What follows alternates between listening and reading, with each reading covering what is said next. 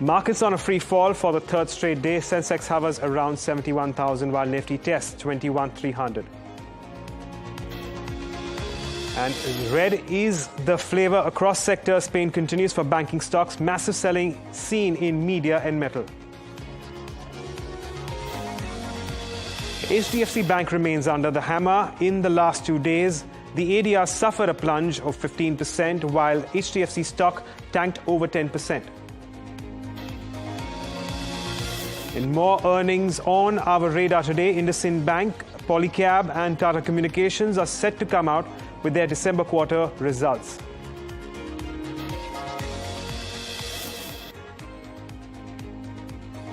And today on NDTV Profit, we get you top voices from the World Economic Forum, Davos, where top economists and corporations are speaking about the changing landscape of the business world and global economy.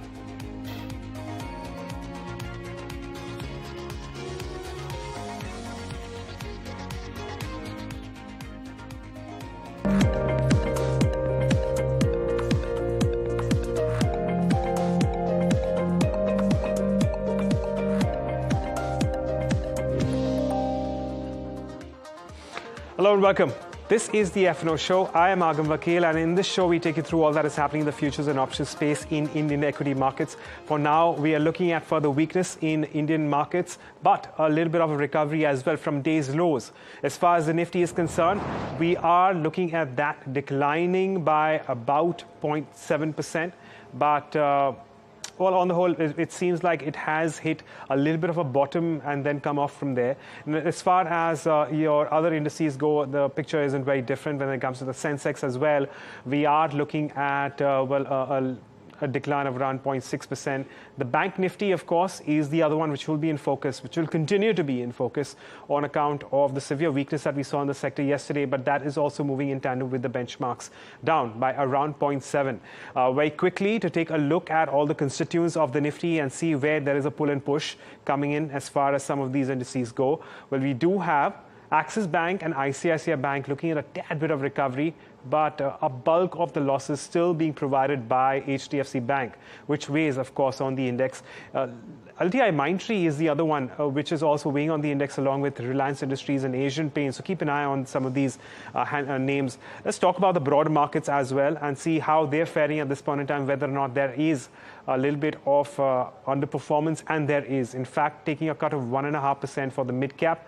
The small cap index is also down by not as much as what we're seeing with respect to the mid cap index. And even in terms of the broader markets, well, we have seen some very, very sharp moves. I want to talk about Oracle Financial Services, a patch of green perhaps here. That's what we are seeing. So that has, of course, advanced by nearly 19% as we speak. But besides that, in terms of a whole host of other counters, which are also looking at positive traction, we have Tata Communications. That's up around 1.2%. But, of course, there is a lot more in terms of, well, decline. So we have Ipca Labs, which is under pressure, down 4.4%. Tata Elxsi is the other one, which is down around 4%. And IRFC is looking at a bout of profit taking after a sharp surge that we've seen over the course of the last few days. So keep an eye on a whole host of these counters.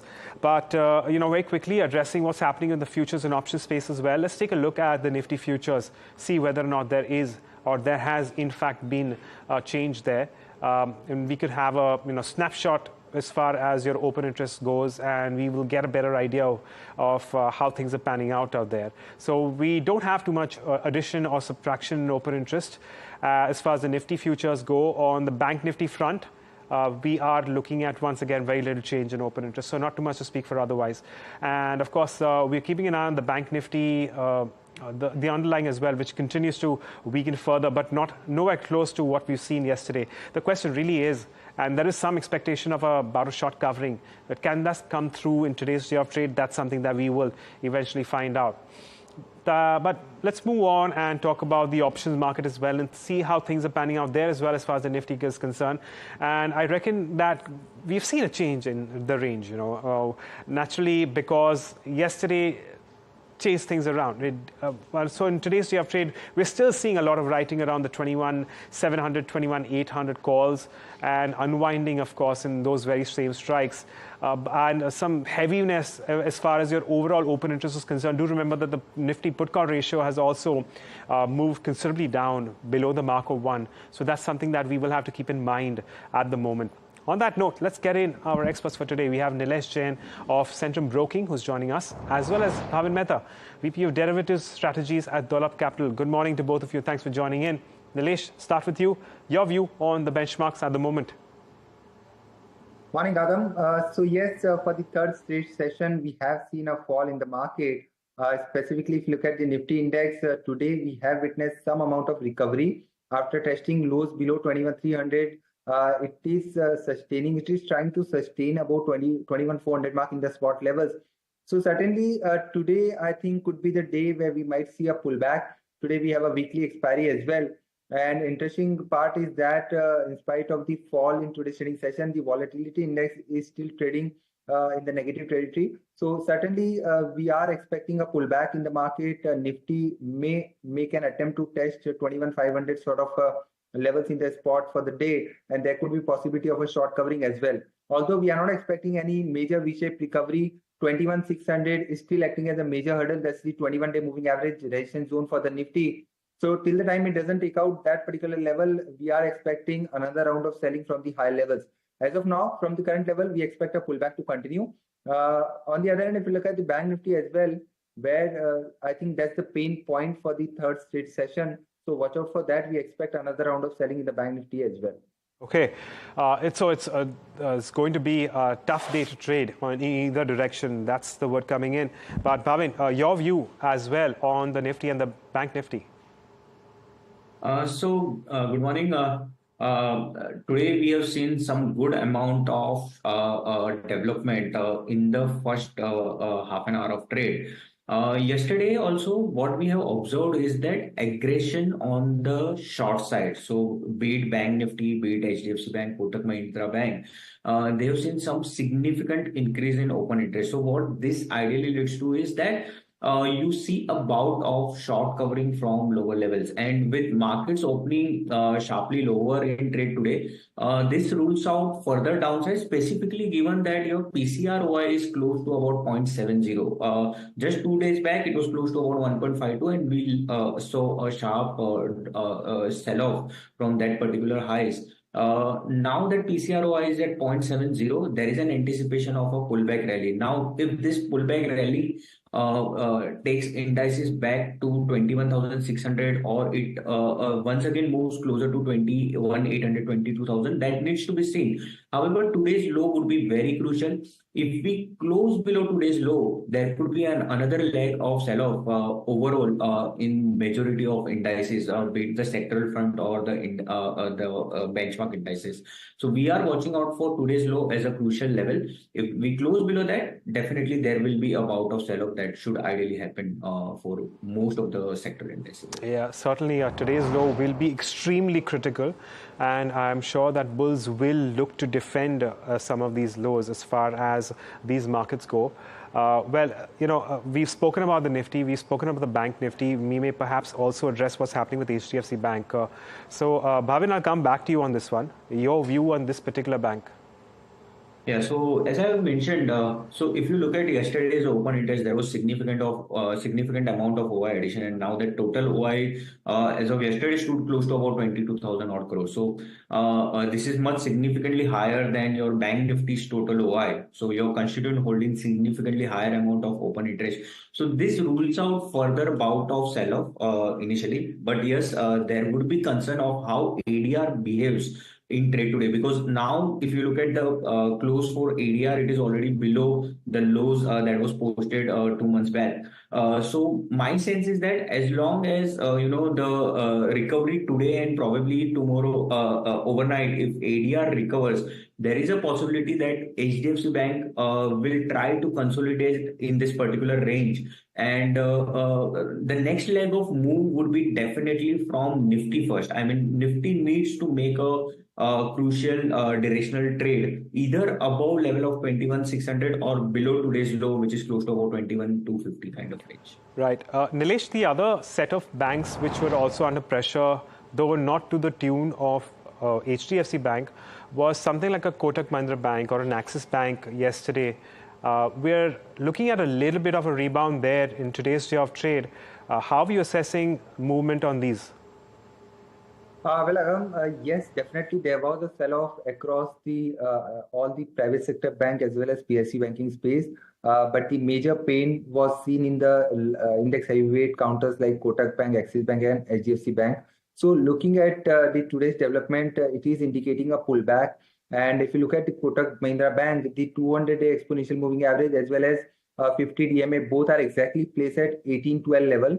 So any pullback towards 1812 might get sold into. We need a decisive breakout above 1812 level for bulls to regain the control. But as of now, there's no doubt that the structure has been broken down, and we might see another leg on the downside. So any pullback might get sold into. One has to have a cautious approach in the private sector banking space.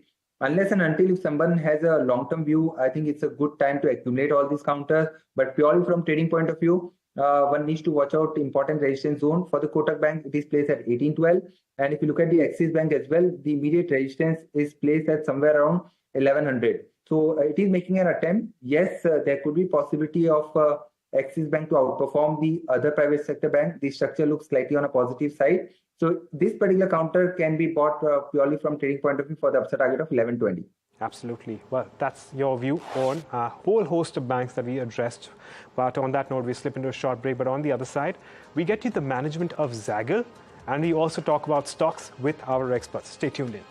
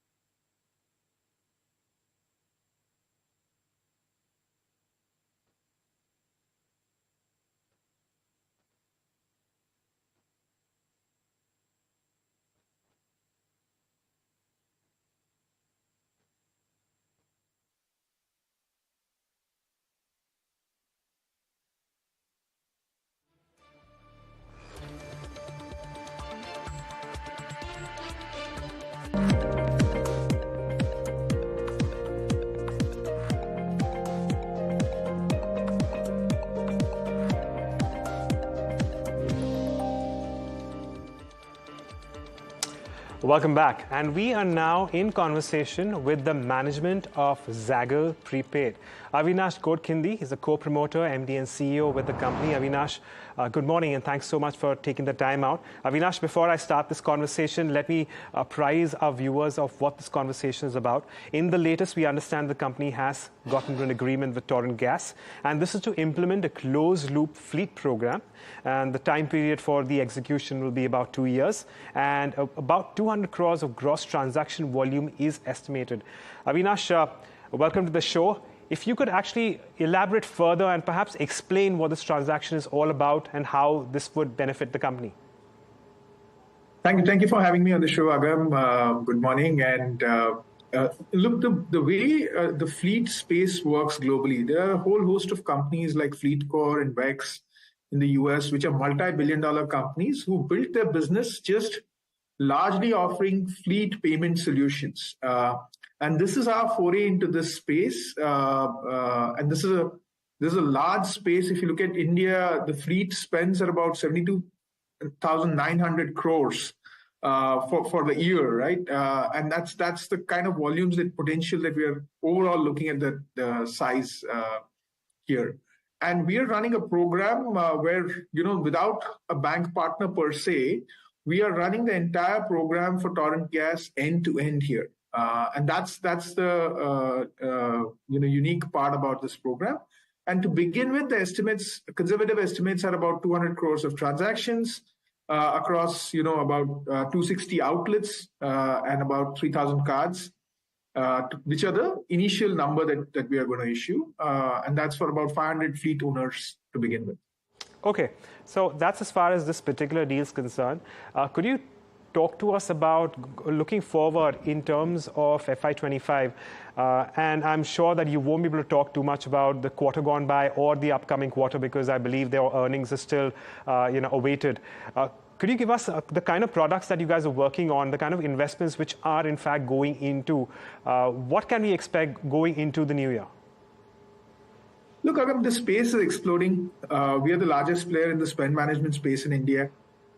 We are getting opportunities to grow, whether it's closed loop programs on the fleet side like this one, or on the Forex card, our corporate credit card and purchase card programs in conjunction with our accounts payable platform Zoya has really taken off very well this year. And we see growth across board, because if you look at corporates, they're all looking to reduce their leakages, be more compliant. Everybody wants to digitize. Everybody wants to put their data and information onto a seamless platform. And we are the leaders in being able to help companies do that wherever there is a spend associated with it. Right. Looking forward, what kind of a year can we expect when it comes to FY25 in terms of your top line growth? If you could give me a ballpark number, I'm not looking for exact numbers or any guidance whatsoever. And also when it comes to profitability going forward.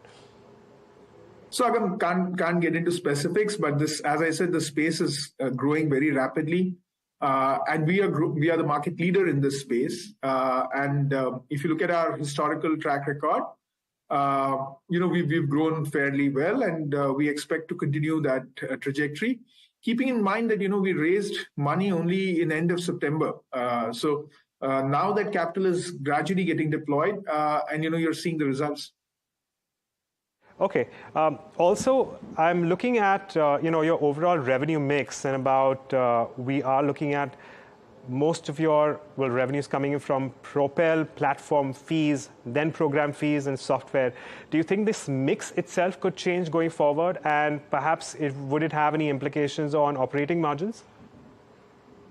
Mix would change as we are seeing growth on the program fees and our software revenues. So those two lines of revenue are growing very well, especially program fees with the corporate credit card and purchase card, kicking in.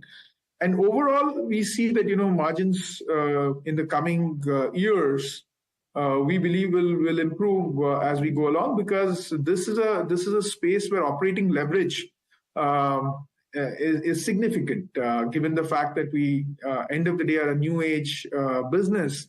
And a lot of the investments that we are making in terms of building these capabilities, building these solutions, can be reused again and again for multiple customers, right? Well, we leave it at that, Avinash. Thank you so much for joining us and taking us through, well, your latest update. We wish you the best for the future. Thank you so much, Agam. Thank you for having me. Yeah. Bye.